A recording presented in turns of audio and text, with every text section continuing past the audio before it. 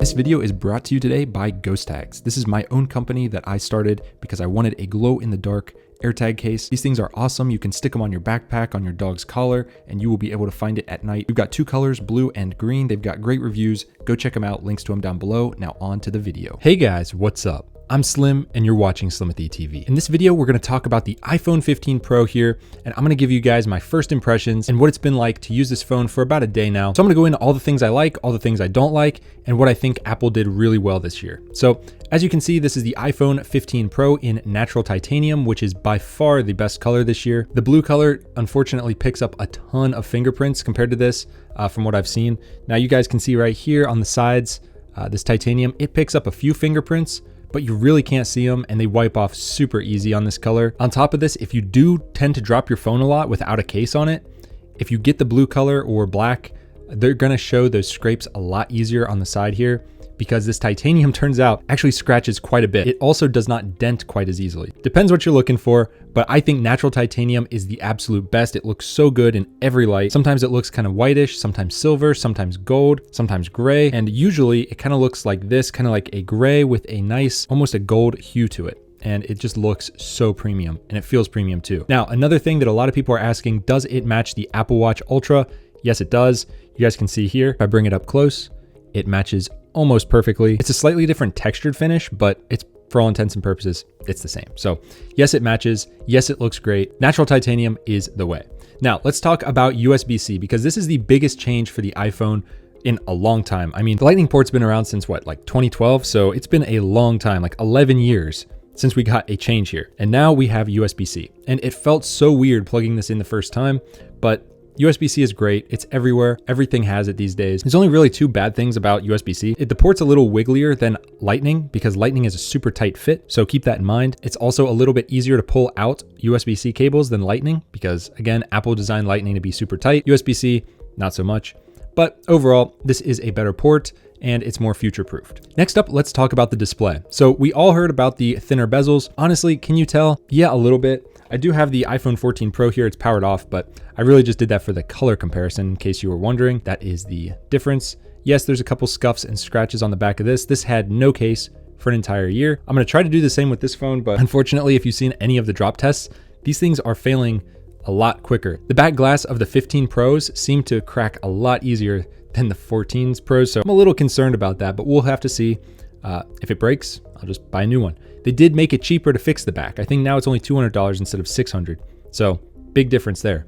Anyways, back to the screen here. I got sidetracked. It's a little bit thinner bezels, but realistically, I don't know how many people are gonna notice. I've already gotten used to it. Just looks normal to me. Now let's quickly talk about speed. Let's talk about this new processor. This is the A17 Pro chip. It is built on a 3nm process here. Speeds, I do notice they are faster than the 14 Pro, but not substantially. It's not crazy fast. But launching different apps and stuff is a little bit snappier, which is very nice. Now for battery life, it seems to be better than the 14 Pro. You guys can see up there, I'm at 83%. I did charge it once today. Let's hop into settings here. I'm gonna show you guys some new settings in the battery. So down here, you've actually got in battery health and charging, you've got a new option here for charging optimization. You can actually limit your phone to only charge to 80% all the time.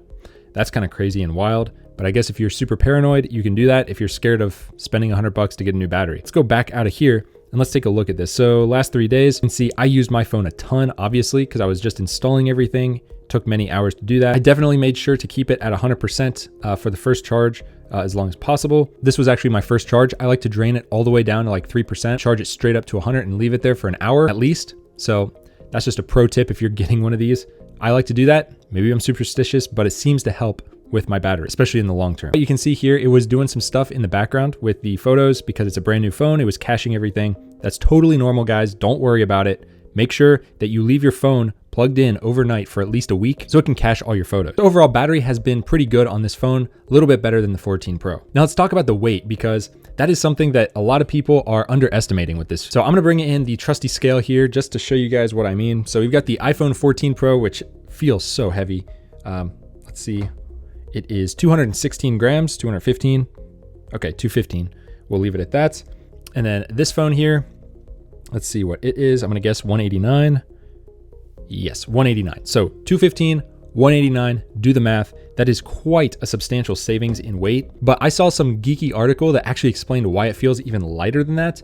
And it's because all the weight on this one is on the outside outer rim because of the stainless steel band. This one, the titanium, is lighter, yes, but it's also on the outside. And when the weight's concentrated on the outside, even just a small difference can feel like a bigger difference. It makes the phone feel more agile. If I can find the article, I'll link it down below. It was very geeky, very nerdy, but it makes sense. This phone feels substantially lighter than this one. If this phone was sagging your pants, this one will sag it just a little bit less because it weighs just a bit less. All right, the next thing I know all of you guys are going to ask about is the lack of a mute switch, and now it is an action button. Do I like it?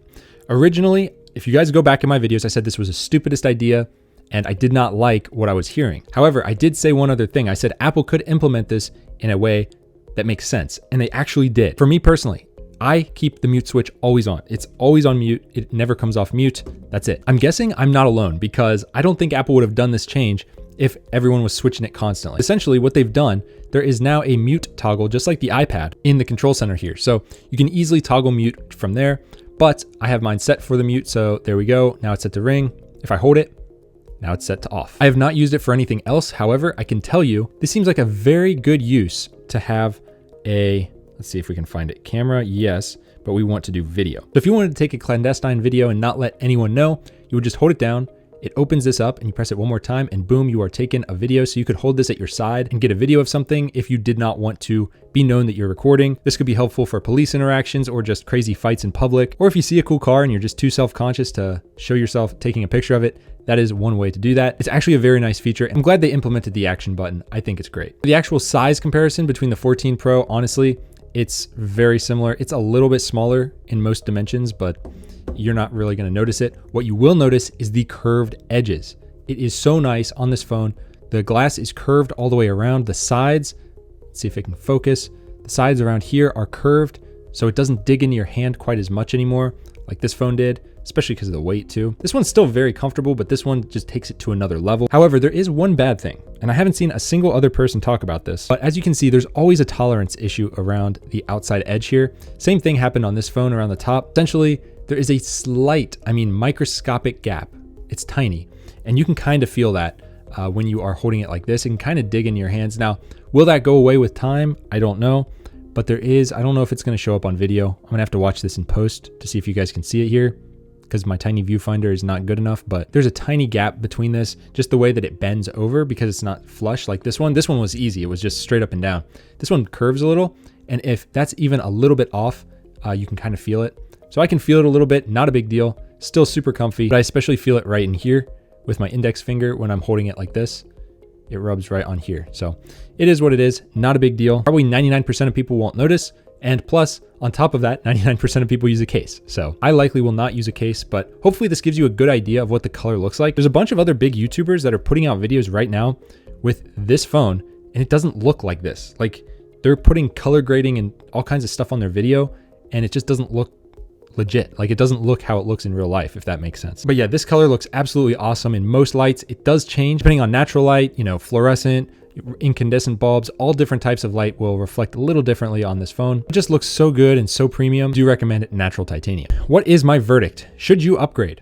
The answer is, well, if you have the money, why not? I personally upgrade every year. If you don't have the money, the 14 Pro is good enough. Honestly, it's a great phone. You're not going to find much difference between the two as an average consumer. But that's enough of the 14 Pro. This is all about the 15 Pro. Let me know if you guys picked one of these up on launch day. And if so, what color did you get? Because I see a lot of people getting that blue color, but I think they're going to regret it pretty soon just because of the fingerprints and how dirty it looks. And it also looks like the iPhone 12 or whatever, when they had the Sierra Blue or whatever it was called. I hated that color. Luckily, I never had to get that one. I skipped the 12 series altogether because that was actually one of the worst series of phones that Apple put out in a while, especially with their battery. So if you have a 12, even a 13 or older, you might want to upgrade. A 14, honestly, probably should just stick with what you got unless you really want this new awesome phone. So those are my first impressions. I've got a bunch of videos coming up. I'm going to be doing one going over battery settings to change, privacy settings to change. I'm going to also talk about the USB-C port, how to properly charge the iPhone 15 because it's a little different this year. So if you want to see all that, definitely hit this video with a big thumbs up, subscribe, and I'll see you guys in the next one. Peace.